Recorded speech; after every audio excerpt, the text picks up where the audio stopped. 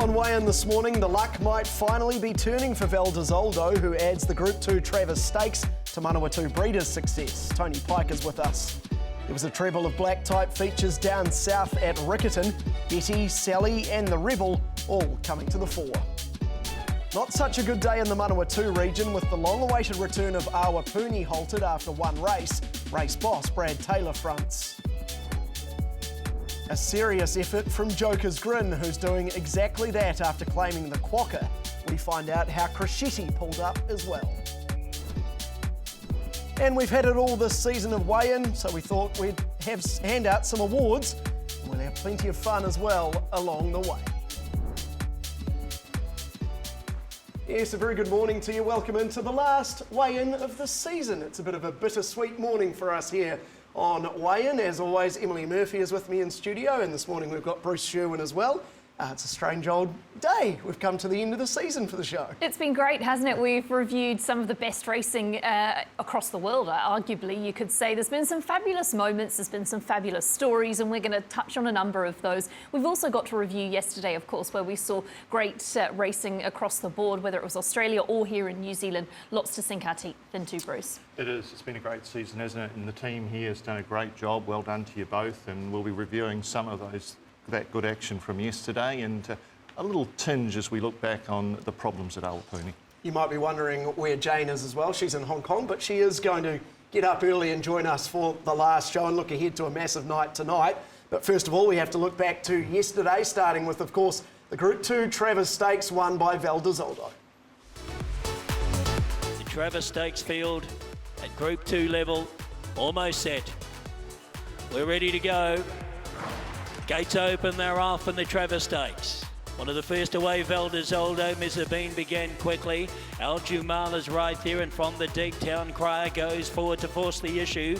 They'd be followed out by Outback Opal. Can't she settles midfield on the inside of Islington Lass. 1.5 away then is Mizabine, followed round by Outback Opal, wider out Livid Sky, and behind these next as they head for home is Val d'Isoldo. Then further away Islington Lass and Nigella Lane at the 200. Aljumala tackled by Outback Opal. Livid Sky, Val d'Isoldo's running on. Further out Islington Lass at the 100 metres. Good battle. Val d'Isoldo took over. Town Crier still there on the inside, and Islington Lass flying late, but it's Val d'Isoldo. Val d'Isoldo will beat the late finishing Islington Lass. Beautiful ride from Urumi, just settled through back the fence. Came off at the right time, and she's always been a very good mare. Just honestly, the most unlucky mare I've ever trained. So she deserves this. Putting two stakes wins together. She's going to be a lovely brood mare going forward as well. She's been out of the winner's circle for 2 years before winning 2 weeks ago, and it's probably not her fault. She probably should have won 3 or 4, but it's just great. And Rob de Courcy, he lives in Queenstown. He's a unique character. I'm sure he'll be enjoying the night tonight. He'll be having a few jars down there for sure, and it's just fantastic for the owners. That was quite special. You don't really see me saluting that much, but she probably should have won the race last year. Good to see Pikey put my saddle on properly this year, and she got the job done. But I love her. We haven't had much luck together, and it's just good to win a big race on her for Pikey. Drew a soft gate, she jumped good. She always travelled like she was going to run on the money, and it was just a matter of me getting out at the turn. She always travelled like she was going to win. It was just whether I could get out or not, and luckily I did, and she's done the rest on her own. She's won pretty well today. I've only hit her once off the stick and pretty much set up on her from there, so it's just onwards and upwards for her. I'm pretty sure she'll get better with the more she does and the older she gets.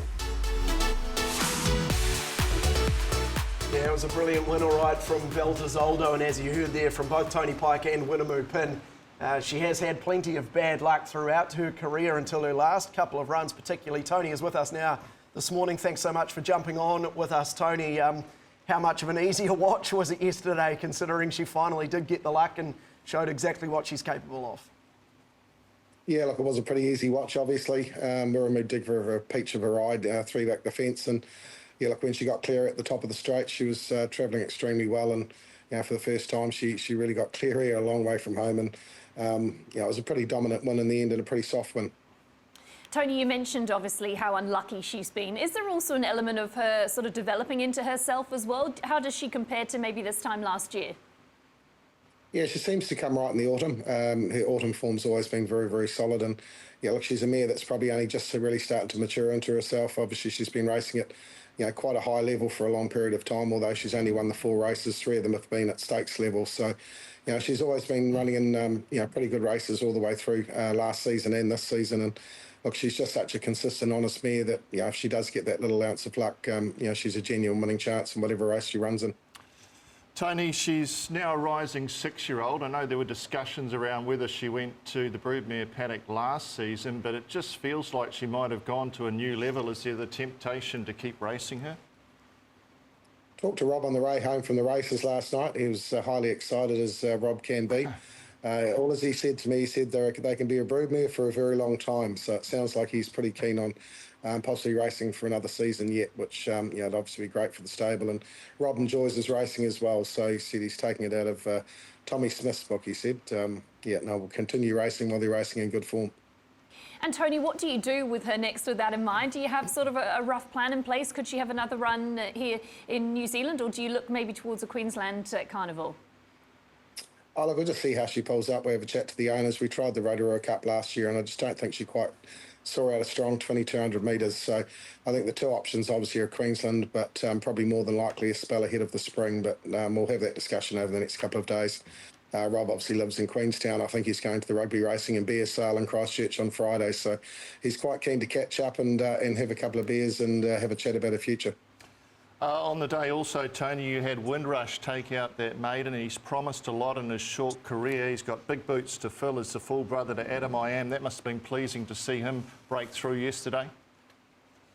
Yeah, look, it was. Obviously, it was his 10th start, but he has raced in some, stronger fields than this on the way through and been very competitive. He's always been a talent. He's a lovely action horse and a lovely individual, but just physically and mentally, he's always been very immature. So here's Windrush here coming through and ridden off the pace, Tony? Yeah, I think ridden a bit quietly. We tried the blinkers last start and just to try and help his concentration, but obviously that went a bit pear-shaped. He went a bit too keen, and just ridden quieter today. I think we saw a much better horse, and as I said, he's physically and mentally been very immature at 3. So, look, I think on his best form, I think he's going to develop into a reasonably decent States class horse as a later time as a 4-year-old. It's been a decent season, Tony, but just looking at the premiership table, we noted your 2 wins behind Kevin Myers. Yeah, that's not a problem. No money in wins, Bruce. Just have a look at the prize money tally. I think I'm a couple of hundred or 200 or 300 grand in front of dummy. So I know he loves money too. So I'm pretty sure he'd love to trade that. Shots fired from Bruce so early on a Sunday morning, Tony. For people at home who follow your stable, have you still got any horses you're excited about to show this late in the season, or something you're looking forward to in the spring, a 2-year-old perhaps that you're looking forward to seeing at 3? You've got a really nice bunch of young horses. We're obviously just starting to work through the yearlings that we purchased at the sales this year. And look, I think we're going to have quite a nice team. I was very light buying at the sales a couple of years ago, obviously the uncertainty in the industry. So look, I think we've got a number of horses to follow through next season. We've got a number that are going to kick off at Te Rapa next week. Just with sort of Ellerslie back on track, the season goes a bit deeper into the winter than it usually does with some reasonable track services. So, probably the likes of Cannon Hill, Rodier, and a few of those others could win 2 or 3 races, before the tracks really get deep and heavy heading into the winter. Good man, mate. Very much appreciate your time. Well done yesterday, and good luck for the rest of the season as well. Thanks so much for jumping on. Thanks, guys. Good stuff. Tony Pike there, who, of course, took out the Travis Stakes with Val d'Isoldo from Islington Lass, Outback Opal and Town Crier. I suppose when we look more at this story as well, we probably have to look back to last year's edition of the race where she was so lucky there. She wasn't, she just, and Wiremu touched on that. Last year, she looked set to win the race. The Travis Stakes last year, his stirrup iron broke, 150 off the post, so he does a really good job to ride her out, but it was clearly the difference between winning and losing. Here's the head on. He loses, breaks the stirrup about there, and it's a very good piece of horsemanship for him to keep the saddle after that happened, but it cost her victory. But that probably also underlines it. I think she's gone up at least 1 level. That field last year wasn't as strong as the race she won this year, so she's going really well. Val d'Isoldo, a nod to the late Kevin Hickman, who bred it as part of his Villachi Towns team, the late Kevin Hickman. This is a family of fun on the run, tall poppy, and she's now won 2 Group 2s, including that Lowland as a 3-year-old. And you bought her as well. Yeah, good story. Rob and Kim DeCourcy were in Macau. Rob was the race caller before I took over in Macau. So when he resigned, I got the position up there, and he gave me a call coming out of COVID. He was in New Zealand. He said, I'd love to buy a horse. And she was the first one we brought. She was a Group 3 place 2-year-old for the Hickmans. I reckon with these mares as well, Bruce, as you would know, once they get their confidence up, it can sort of snowball. And what we saw from her was obviously that victory in the Manawatu breeders, and the confidence goes up and they can really springboard off that. Yeah. Luck is a huge element, but there is that level of confidence as well, and I think she can really progress on from here. What about the runs in behind? As I said, Islington Lass, second Outback Opal, and then Town Crier. What else took your eye in this race? It was a good renewal of the Group 2. Islington Lass is obviously a high-class mare. She gets a Group 2 placing. Valdezoldo, gee, she was travelling on the corner. See her there, 3 back the fence. Rurumu Pin gave her a lovely ride from a good barrier. There was good tempo. There were no real excuses. Every horse had its chance. Town Crier's had a couple of goes now over the middle distance. Not sure she quite gets it, but she's run great here. Al Jamala, the Cuddle Stakes winner, fought on nicely. Islington Lass is the eye-catcher working home out wide, but Valdezoldo finally gets her luck, and she's, I think she's gone to a new level. Magnifique, as she often does, is working home through the pack. Alrighty, let's hear from the beaten jocks out of the race. She's a noble effort from that mare. Look, she hasn't missed a battle all year, and she's run respectable again. She's getting a bit older now, but yeah, she's been fantastic for connections. She jumped to put herself in the race again today, travelled nice outside Town Crier. Top of the straight, she's idled up to Town Crier and put a little bit of a margin on her, and just probably cut, and then she's come back. I think she'd appreciate with the ground. She's run very well, can't take anything away from her. Just 2,000's probably not far enough for her. They just sort of sprinted away from me. Very good. Well, that was the running of the Group 2 Travis Stakes out of Te Rapa. On the other side of this break, we look at the rest of the day from there, and we also hand out some awards here on Weigh-in as well. Wonderful.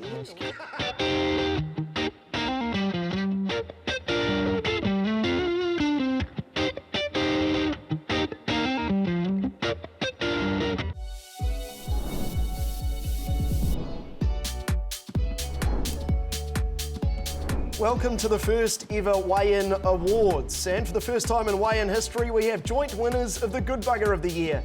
Robbie Patterson and Stephen Marsh, regular features on the show, always willing to give up their time. Miracle makers, well, this was a fait accompli really for our wonderful makeup department, who somehow made us look alive after Karaka Millions and Champions Day.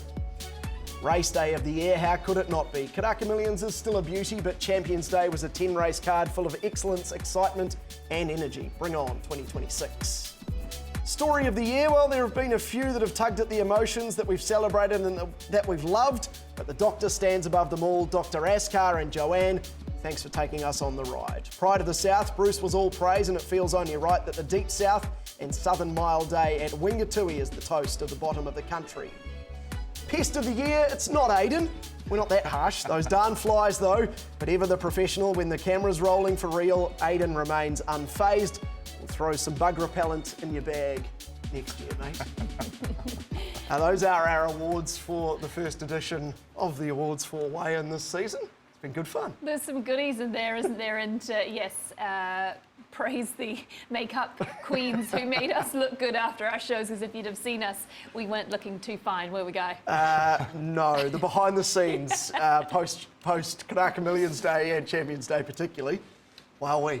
I think, obviously, we've highlighted a few people there, but there's been so many people that have contributed to the show throughout the year.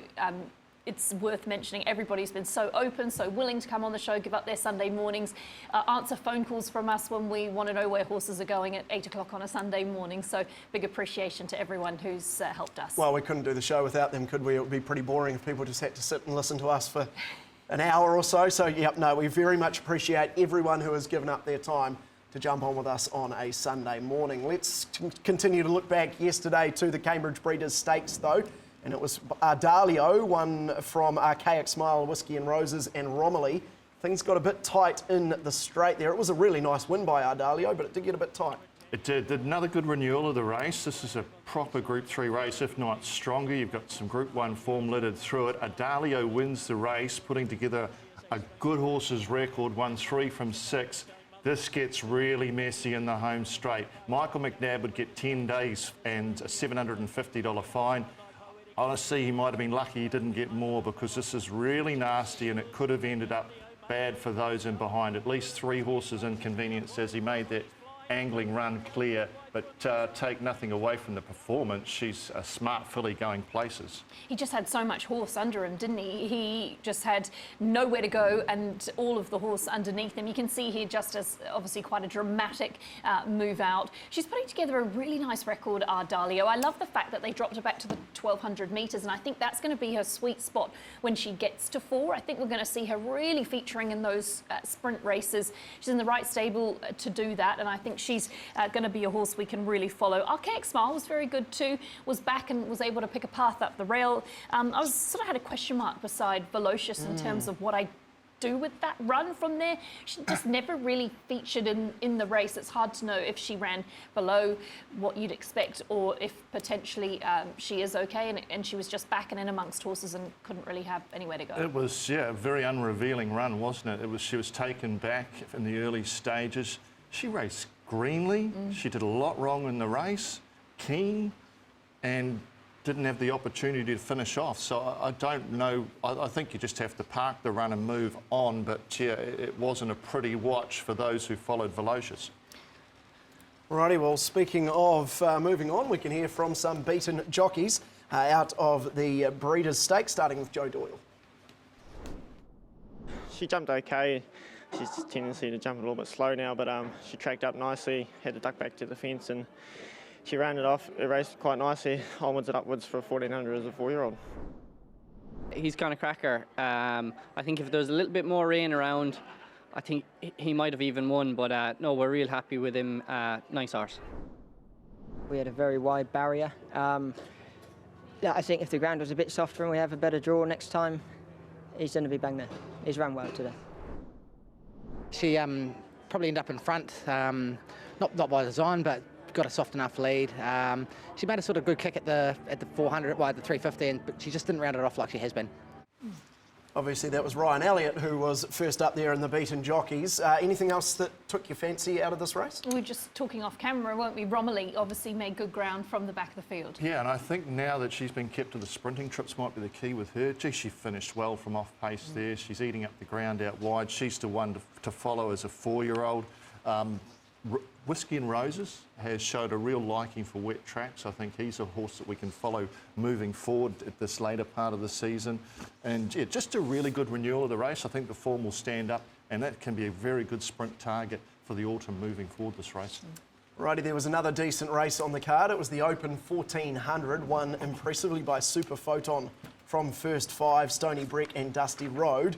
It was a terrific finish to this race and pretty hard to know where to look. Obviously, there was the protest, Dusty Road versus Super Photon fourth versus first, which was dismissed. Yeah, good genuine tempo in this race, set up for another good finish. Super Photon denied the run to some competitive riding there as tries to squeeze through George Rook. Dusty Road Connections actually provided a protest, but placing stood. There wasn't a lot in it in terms of just the bump and the shift, but what a good finish. First 5, unlucky, late clearings that traffic to get back to the inside, and probably an unlucky loser in the race. He's flying first 5. Yeah, he is, and just super eye-catching, wasn't it, in behind horses. In terms of Super Photon, I think putting together like quite a good record. Obviously was a tough win fresh after a spell, and then had a few excuses last time to the races and has bounced back again, showing really good tenacity to get up and score. Again, we speak about it a lot of weeks here on Weigh-in, but the Stephen Marsh team is absolutely flying. You can back them with confidence. What was it, 4 on the programme yesterday? Just formidable. The horses are racing so well, and a lot of 3-year-olds and 2-year-olds who we're going to get to see race on. Progressive, nice horses like this horse who's raced in excellent company throughout his 3-year-old career, and no doubt we'll see him in some nice races at 4 as well. And obviously the joint winner of the Good Bugger Award, but in terms of the Trainers' Premiership, he is only just behind Tiako, the juggernaut of Tiako. It's quite remarkable how well he's going. It'll be the 5th season in succession that he'll be running runner-up to the Tiako team. He's 18 behind just over 3 months to play. It's probably too much of a bridge, but his team's flying. 4 yesterday. The other thing I'd also note on, it's good to see these 3-year-olds stepping up to open company against the older horses and producing. And that suggests that we've got a decent 3-year-old crop. Alrighty, well, let's head down to Riccarton. There was obviously a good day down there as well, with 3 features on the day.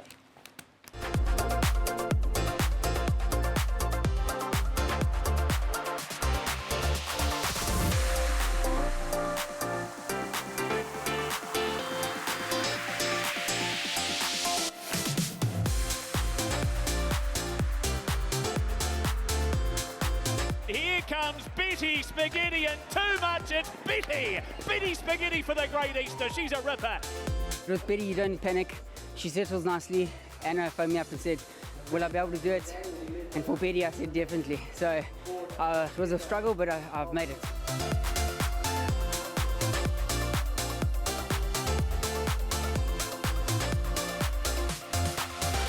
Sally holding, sight to see in the Boss Lady closing, but Loose Sally, she's a beast.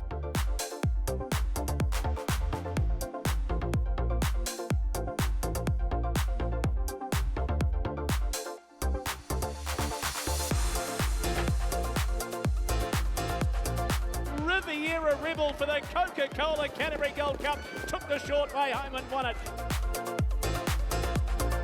We decided that we weren't going to leave the rail. It's a security blanket and he likes that, so they all rolled off and everything played into his hands. I mean, he's the size of a pea, but he's got the heart of a tiger. He's such a little champion.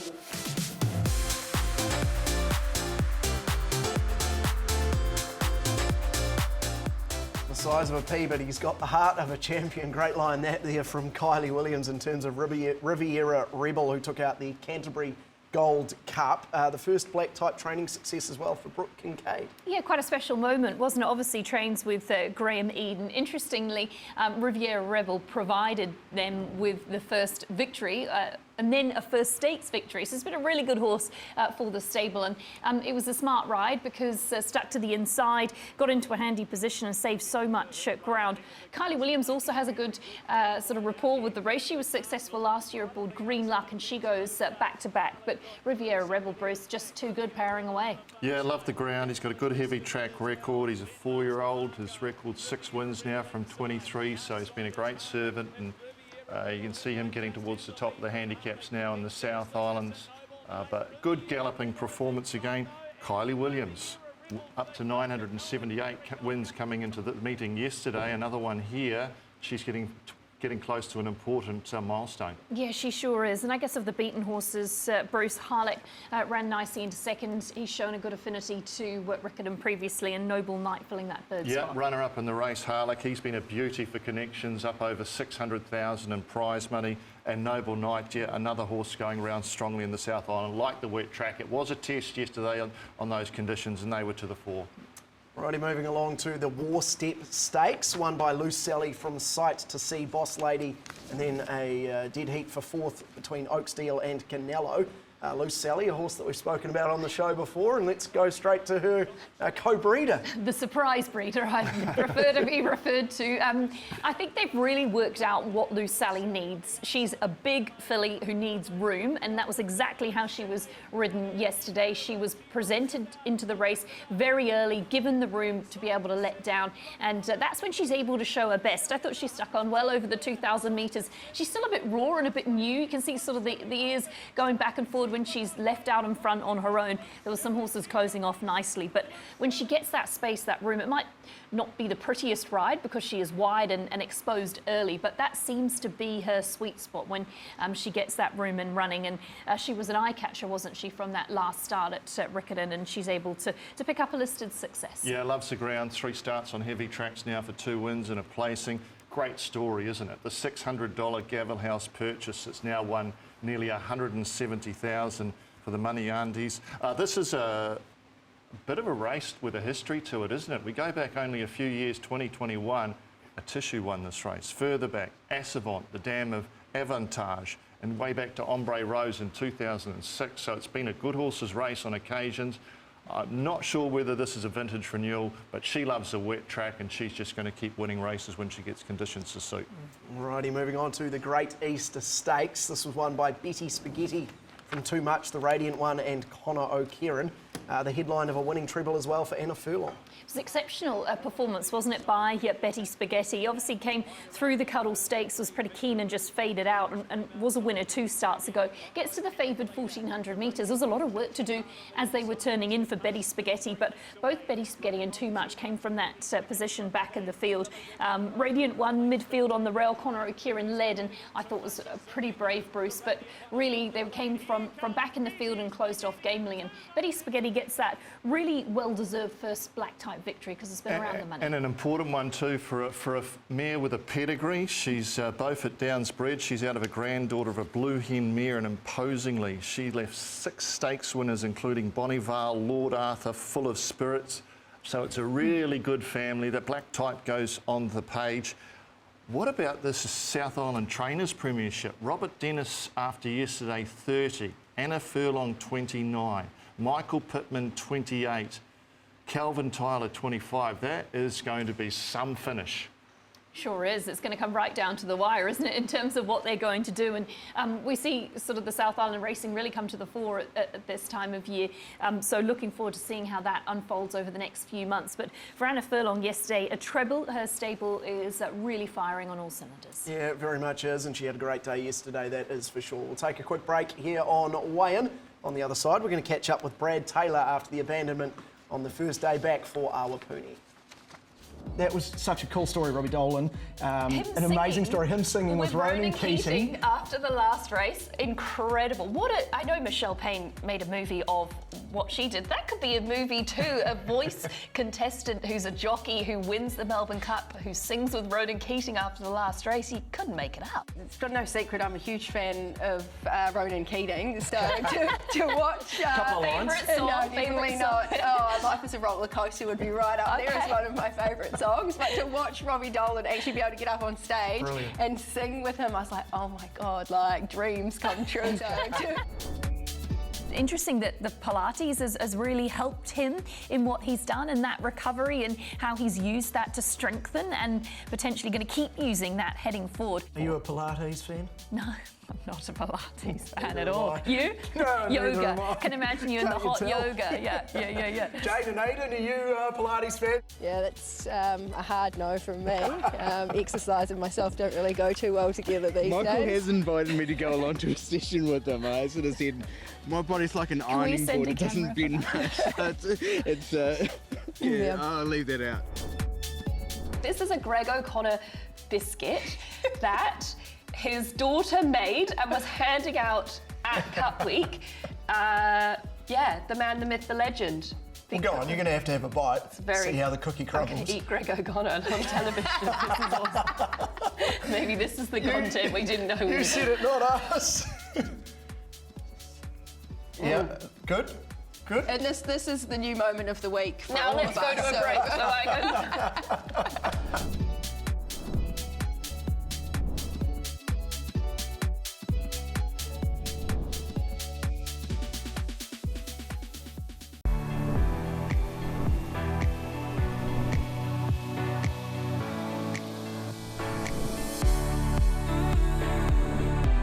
My first impressions coming to Awapuni, it sparkled up and the track, well, it looks fantastic, but there is that little bit of nervous anticipation here today. We're back in business at Awapuni. Ready to go, set, and we're back, baby. They're off and running in the first of the day, and a little slow Chelsea Rose off the inside, but recovering and snagged out of it early was Malibu. Followed over on the outside, Red Lady, Soldia Tono behind those. Chelsea Rose, Ridden and Rock, then came Malibu, who hugs the rail as they swing the quarter of the first. Soldia Tono and Red Lady loom quickly. Early Bird the inside, Soldia Tono the outside, they hit it. Very close, Early Bird and Soldia Tono and a ding-donger. There was a slip in the first on the program. First race back here at Awapuni, and the meeting has been abandoned. Joined by head stipe Neil Goodwin, and look, we came with a lot of enthusiasm this morning, but clearly it was a clear and obvious slip in the first. Kate Hercock's Mountain Dark and Dusty, improving around the outside, slipped clear of interference. We had the track inspection, and we did find some evidence that there was movement on the track in the area. So afterwards we came back into the jockeys' room, and I let the jockeys talk amongst themselves. And when we reconvened, it was clear that they were very disappointed, but felt that they couldn't continue, and the stewards were of the same opinion that it was not possible to ride on that track with any confidence. Was there any feeling in the run that there was a slight shiftiness to the track, or was it just on the corner? No, the run, I was 3 deep all the way and travelling into it nicely. There was a bit of skirmish before the corner, and everyone sort of just given the horse in front a little bit of room, and as we've just been dictated out, my horse has just slipped. The jockeys, they just believed that the track wasn't prepared properly, that the track didn't have enough water into it. As the Northern boys all know from Ellerslie and talking to Jason Fulford through the times, the track needs a lot of water, and that's something that they're going to have to learn. They're going to have to keep watering. We were more disappointed that the rail had been moved out 6 metres. Why, it's a brand new shiny track, why didn't they just leave it at 3 metres? I know there was a bit of wear and tear, but we were better off being on part of the track where we've been and we've opened it up and we've used, than pushing us out 6 metres onto a part of a track that really hasn't been all that used.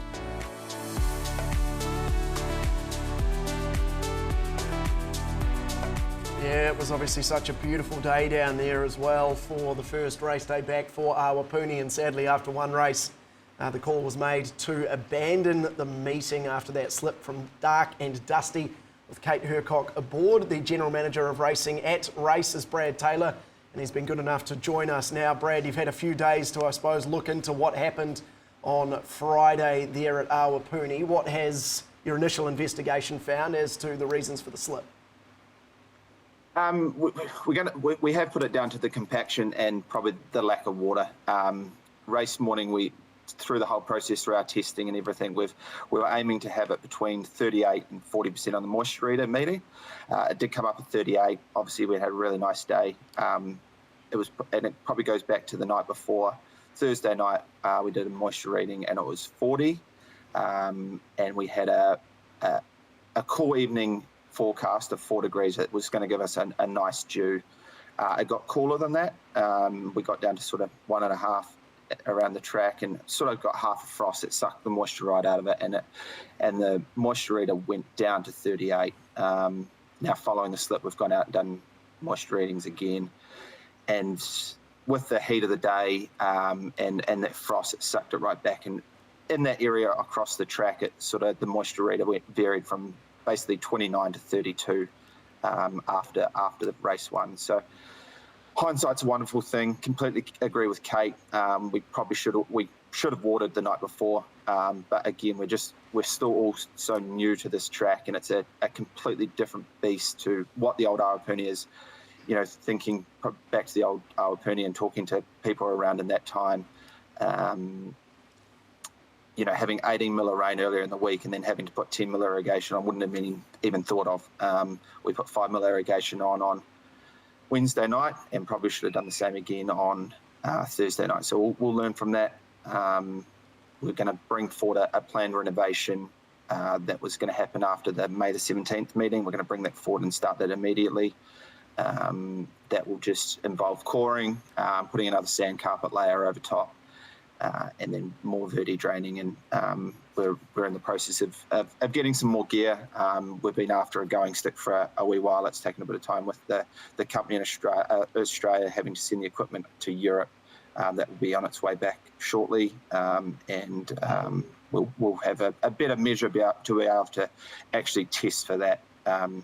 Liam O'Keefe, who's been over from Flemington's, been doing those testings on his going stick, and it'll be an important tool that we'll be using. It'll be far more important than the Pinot going forward. Brad, in terms of a return to racing from this point, what does that look like? So as I say, we are going to move the meeting on the 17th, yet to be confirmed, but looking potentially at moving that to Trentham. And then we will start the renovation and go through it, decompact it. It's just got too compact, and we just need to give it a sort of more severe, all well and good verdi draining it, but it probably just needs something more severe at this time, that similar to what Ellerslie went through. You know, with the soil context, it's been able to to use the correct verti draining tools has been a bit difficult, and we now need to core it, pick those cores up, add the sand carpet layer in, and just help decompact the track.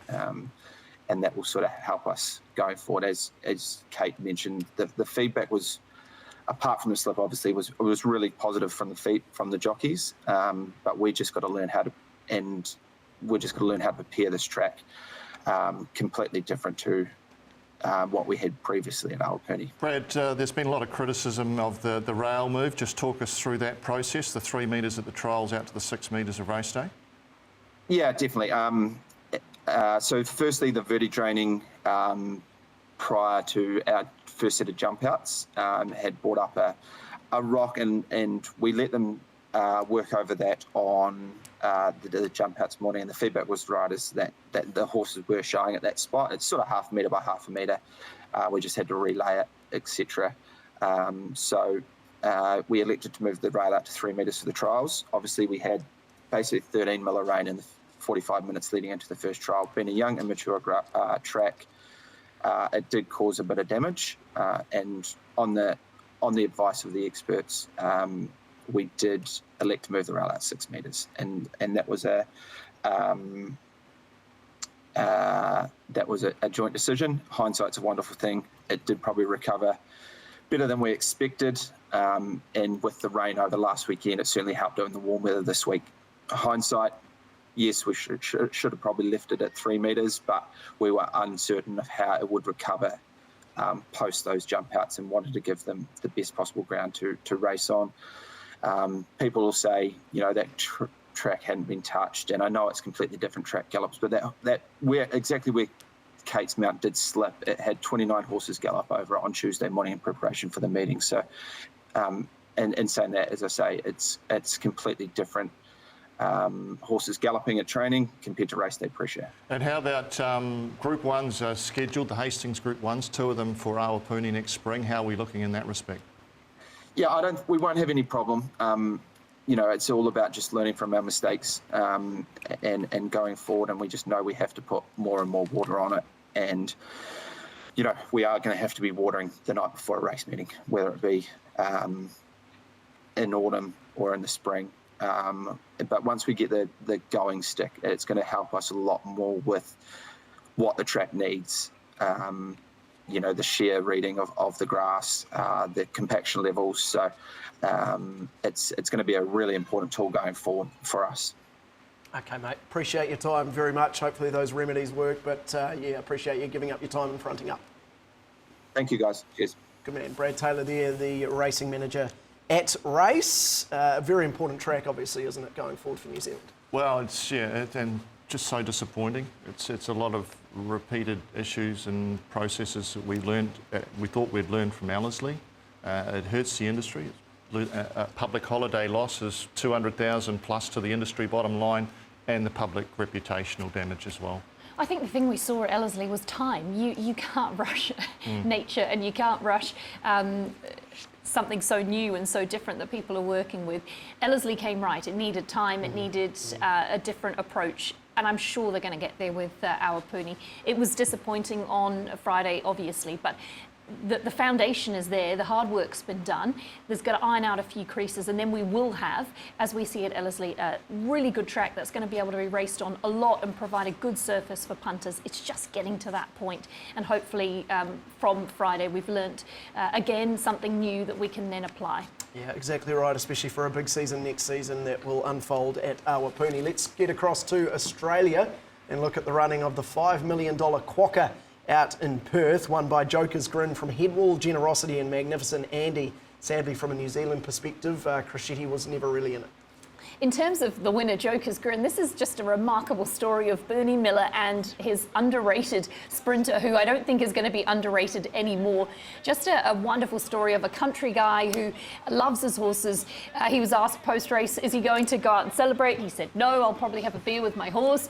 He gets up at 1:30 a.m. every morning to check the horses in the middle of the night. That's just the kind of passion he is. He just really came across so well in all of the interviews pre-race, and it was a fairy tale ending to the quokka. And I think we're going to be hearing, Bruce, a fair bit more about Joker's Grim because he's put paid to some pretty good sprinters over there in the quokka. It's a good story, isn't it? It's a life-changing win for Connections. Overpass was expected to win. He was beaten, so it adds a bit more of a realm to the race. It's not just the domain of the best horse will win each year. Crescetti obviously had a really tough run, but he was way off his best and was virtually pulled up. I think we might be able to hear from Danny Walker. Britt was obviously over there for us, and she caught up with Danny and asked him how the horse pulled up. He hasn't pulled up overly good. He's had a really big blow. The vet just tested his heart and he's quite high. She's going to test it again in 10 minutes' time. I think he's starting to look a bit better now. He looked quite stressed when he came back to the birdcage. Craig said he never cornered very well. He has struck himself quite bad and it's bleeding quite bad, but maybe he hit himself and then he got a bit disorientated on the corner. Other than that, he's pulled up all right. I'm quite happy. He's a safe horse. I mean, a couple of horses haven't pulled up as good as him. So maybe I left him a little bit short. That's all I can put it down to. Craig said he was gone at the 400 and he never knocked him around because he didn't feel that great. Yeah, we hope Crescetti has pulled up okay and we see him back to his best next season. Let's stay in Australia but move to South Australia for a couple of Group 1s. The first was the Australasian Oaks, won by Benegill from sweltering Polymnia and Cavity Bay. This was a really fitting win. It was Glenn Thompson's maiden Group 1 win. He, of course, was under Mike Moroney during that training career and then has had to sort of really take the helm of Ballymore Stables and press on his own. And this was a very well-deserved maiden Group 1 victory for Glenn Thompson. Brought that treasure the moment form reference through the vinery. And I think they made the right decision electing to avoid the Oaks where in Sydney, where they knew they sort of how would they beat Treasure the Moment. They've targeted this race and Benegill's won really comfortably. It was the Mark Zara show at Morfettville yesterday. 3 stakes wins and a Group 1 double for Mark Zara. So a fabulous day for him with the 2 features and then 1 on the undercard. But for Glenn Thompson, I think very fitting and a lot of people in the industry no doubt delighted. Special win after his time with Michael Moroney and the sad passing of Mike recently. Moving out, our 1,000 Guineas third place getter finished back in 5th. Didn't look like she quite ran the trip out. She loomed up with a chance now with the Yulong stable and the Buston Young stable nearly pulling off a massive upset with the 200-1 second place sweltering. Well, you heard Emily talk about Mark Zara getting a Group 1 double. The other Group 1 on the card was the Robert Sangster Stakes, won by Charm Stone quite impressively. Very impressively.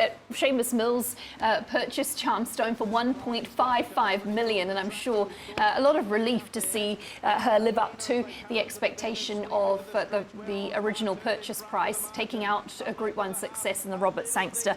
They've given this horse time. That's what she's needed. She's a sizable horse, and they've just taken it really slow, really steady. She's always showed plenty, but to get the Group 1, no doubt, Bruce, is the cherry on the top. Yeah, special, especially when you're shelving out the $1.5 million to buy. Seamus Mills, so one of the best in the business as a bloodstock agent, great for him. She did it the hard way out, wide from barrier 12, covered ground, and she was dominant. Yeah, too right, she was. Charmstone from Amina, commemorative and a little deep. We'll take a quick break here on Weigh-in. On the other side, we get you across to Hong Kong to hear from Jayne, and we also have our moments of the year for you here on Weigh-in as well.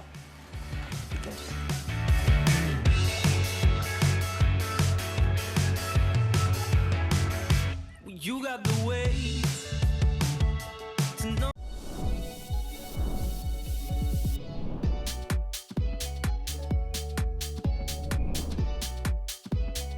The real joy on this Sunday morning is Bevan Sweeney's commitment to the Christmas spirit with the little Santa surfing shirt. Bevan, respect.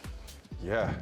Look, I think I'm going to do the whole show on one breath, because if I breathe too much, there might be one of the great moments in TV history. They didn't spend too much on the shirt, a couple of sizes too small. I did a bit of research. Bonifazza, Queen of Poland and the Grand Duchess of Lithuania. That's what the name means. Wow. My fact of the day. That's all I'm good for. That's the sort of stuff you learn here on Weigh-in, though, yeah, isn't it? right. About Nothing to do with worldwide horses. matters and Yeah. everything. just a really interesting stat around it, that he's only the second horse to win a Group 1 Railway and a Group 2 Awapuni Gold Cup. The last horse to do it was in 1938, so nearly 90 years ago. So that just sort of demonstrates his versatility. How did you find out that info? I did. That was written by somebody else. I can't take credit for that, but the fact that see Jayne up till 1 o'clock in the morning going through the history. It was not my research. I've certainly ripped that off from something that I've read. They've all got their place. Thanks for comparing us to Chris Waller and unless you had their own bank account. You know what I mean. You know what I mean. You're the Bjorn Baker of the team, actually. Yeah, so I was going to say you might fill the Bjorn spot. How Aiden gets a glass, because this is... Come on, Ian. Come on, Ian. Hey, he has stepped off the bench excellently. He has. The bench is very important. It is. In games, you must understand. Thanks for calling me a bench player, guys. That's really nice. Just give it as good as I get on the show this morning, Aiden. Oh, it's been good fun throughout the year. Our bench player, Aidan Rodley, has been brilliant throughout the year. We've sent one of our starting members over to Hong Kong for a massive day ahead in terms of Champions Day there at Riccarton. Jayne Ivell, a very good morning to you. You have got up nice and early for us and you are in for an absolutely cracking day ahead. Really looking forward to what's ahead for us in Hong Kong throughout the afternoon. It'll be my first time at Riccarton for a race meeting, water race meeting to be attending. It's sort of dawned a bit of a grey, drizzly morning here in Hong Kong. There has been a little bit of rain overnight, so we will await for those track conditions a little bit later. But I know I've said it a lot this week in the build-up to FWD Champions Day here in Hong Kong, but it could be an incredible day for the New Zealand racing and breeding industry with the representation that we've got in the 3 Group 1s here this afternoon. So yeah, really looking forward to it, Guy, and really excited for what's ahead. How are they feeling around El Vencedor? Obviously there's a lot of Kiwi eyes particularly on him. What's the vibe like around El Vencedor? Well, it's been a real up and down week for the El Vencedor team, hasn't it, since they landed in Hong Kong, obviously with the horse having that hoof issue a little bit earlier in the week. But look, the camp have ridden that wave and they're certainly all smiles heading into today's race. I think what really helped was drawing barrier 1 at the barrier draw on Thursday morning. It just gives the horse an advantage that he probably really needs in that field because it is a strong field and he is the little unknown, isn't he? The Japanese gallopers will be hard to beat, Prognosis, Liberty Island, and of course the French trained galloper and Goliath. Prognosis is probably the one that you sort of zero in on, given he's been a bit of a bridesmaid to Romantic Warrior over the last couple of years. So he's got a task, El Vencedor, but I don't think the team are approaching the race with any expectation at all. They're just really enjoying the fact that they're here and they're involved and they've all had a fantastic week. Jayne, you mentioned the significance for the racing and breeding industry. Is there a race this afternoon or a horse that you're most excited to see step out? Oh, look, there's a couple. Kaying Rising's, of course, at the top of that list. I think it's an incredible story when you look back at his breeding and the fact that he was the very first horse that Fraser Allrett ever bred. He's now in Hong Kong and he looks like an absolute superstar, looking to pick up his 4th Group 1 of his career and his 12th win in a row. And I know, talking to David Hayes, that he really rates the son of Sham Express as one of the best horses he's ever trained, and they've certainly got some grand plans for him outside of today's race meeting. They're talking Everest, and I think they'd quite like to take on the world with him. So he looks like one out of the box. He looks really exciting, and I think if we were going to, I know we can't call anything a sure thing in racing, but he looks like the New Zealand bred horse that can quite possibly salute for us this afternoon. Of course, Lucky Sway Ness, he's been a winner of this race before. He's back after a 12-month spell with a fairly significant injury, and he's going to line up in today's sprint as well, so represented by 2 Kiwi breds there. And of course, a bit of a favourite of mine and certainly a fan favourite in Mr Brightside, and we all know the story behind him. He's probably got a bit of a task today taking on Voyager Bubble, but he's drawn really well, and as we've heard from the team right the way along and what we've witnessed in his 9 Group 1 wins and just his career overall, is that he never goes a bad race, and he's a horse that always tries and he always gives you 100%. So Kaying Rising, Mr Brightside, certainly excited for them this afternoon. Jayne, El Vencedor's taking on some of the best gallopers around, excusing Romantic Warrior, who's obviously just competed in Dubai. He's going to have to be an absolute concert pitch to be fronting against these horses. How's he looking to your eye? And I guess that is the worry when you look at what has unfolded throughout the week with the horse having that slight issue with his hoof. It's meant he's missed a little bit of work.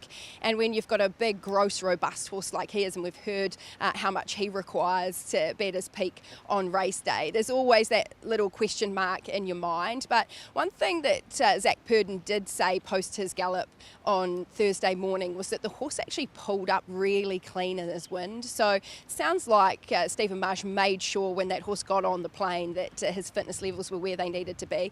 Like, he probably needs to go to another level to be winning this race today, and that is the unknown. He's a horse that's certainly done everything he possibly could in New Zealand. He comes here in career best form and what he's been able to do in 3 Group 1s leading into today's contest. But I think he's going to need everything to go his way. Zach Purdon said the advantage of Barrier 1 is that he's not going to have to work from the 2,000 metres. He should lead the race, and if he can do that without any pressure, I think that's probably his best hope. But as you say, he's taking on some world-class gallopers today. Well, you're getting the excitement inside me just talking about what's ahead, Jayne. While we have you, though, I need your moment of the year. Now, spoiler alert, I think you and I have the same one, so obviously the intelligent ones of the group. But I'll leave you to explain what our moment of the year is. Well, Guy, as I said to you, great minds do think alike. I only found out this morning that we'd gone with the same moment. And mine is James McDonald picking up the 100th Group 1 of his career. And what a moment to have done it aboard Via Sistina in the Cox Plate. It's an iconic race. And she won with absolute dominance. And I think just the whole story leading up to it, what happened during track work earlier in the week for her, it was just a wonderful moment for James McDonald, because it had been a few weeks of holding our breath waiting for the 100. He's just an incredible ambassador. I know that he's based in Australia and that he does predominantly most of his riding in Australia, but he is a New Zealand product and we're incredibly proud of him, and that was my moment. I think, Guy, when you look back, that was just October last year. He picked up 100. He's now sitting on 116 and he's got some super rides today here at Riccarton. That number could even climb even further. Yeah, it was strange because we were talking week in, week out about when he was going to get the 100, and once he did, the floodgates certainly opened. Now, just before we let you go, we've got AI and ChatGPT to do a little bit of work for us. You might have seen the craze that's going around in terms of the figurines. Well, we've made some figurines of all of us. There's Jayne on the right. I think possibly these two are the best of the lot. Jayne and Bruce look most alike in terms of how these have come about. We might show myself and Emily next as well, because I don't think they've got close. No, I feel like I look more like Jayne than Jayne looks like Jayne, but it's a fun craze, isn't it, Guy? I like your jacket, and you wore the same jacket today. You must have known, Guy. I had to after golf club and a cricket bat, very fitting. I mean, they've done well there with the golf club. I don't know where my garden trowel comes in, but anyway. Not sure about that either. The garden. Anyway, Jayne, thank you very much for getting up early.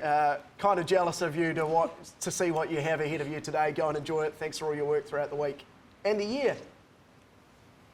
Yeah, looking forward to it. It's been, a wonderful season of weigh-in. It's been an absolute pleasure to sit at the table alongside yourself and Emily, Bruce and Aidan. A terrific season, and looking forward to what's ahead of us today. Hopefully we'll be cheering on a couple of Kiwi-bred winners throughout the afternoon. Well, it's been an honour for me to learn so much from someone like you, mate, so thank you very much. Go and enjoy the rest of your day. We can move on to the rest of our moments of the year. Emily, I will come to you first, I think. Well, straight off El Vencedor, I'm going to put him as my moment of the year. I just love the cult following around him. I love what he's done in the latter part of the season there with the Group 1s that he was able to string together, and he just really just built, didn't he, the momentum, and he's the people's horse and he keeps winning, and I love his racing style, and I really hope that he can give a good account of himself in Hong Kong this afternoon, because he's a New Zealand product that we're pretty proud of.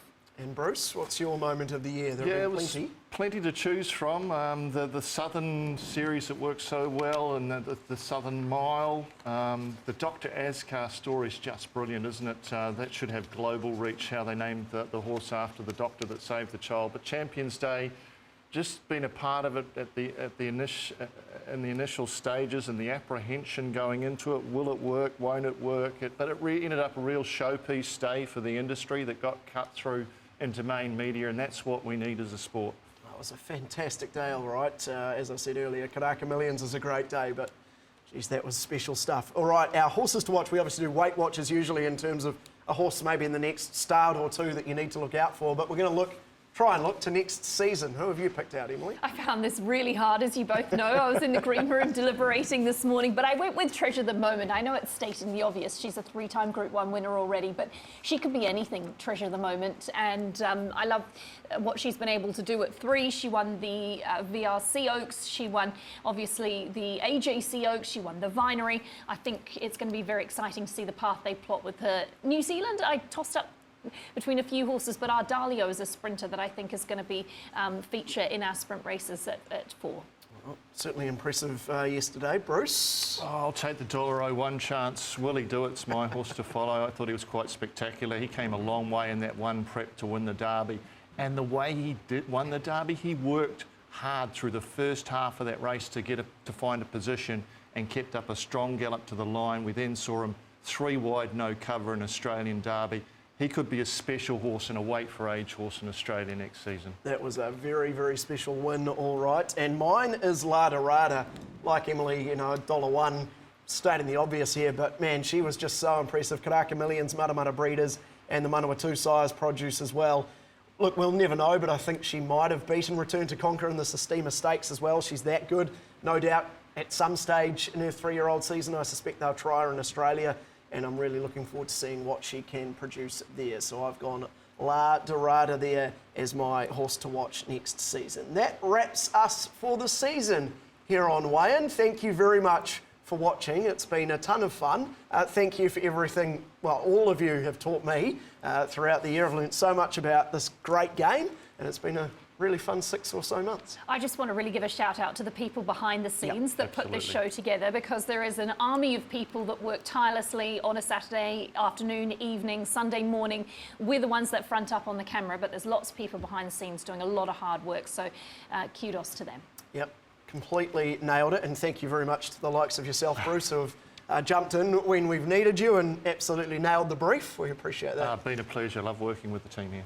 Yeah, good stuff. Thank you all for watching. There will be something to keep you entertained throughout the winter months. I'm not sure if I can tell you about that now, but there is something coming to replace us here on Weigh-in. But thank you all very much. Enjoy the rest of the racing season. We'll see you in about August.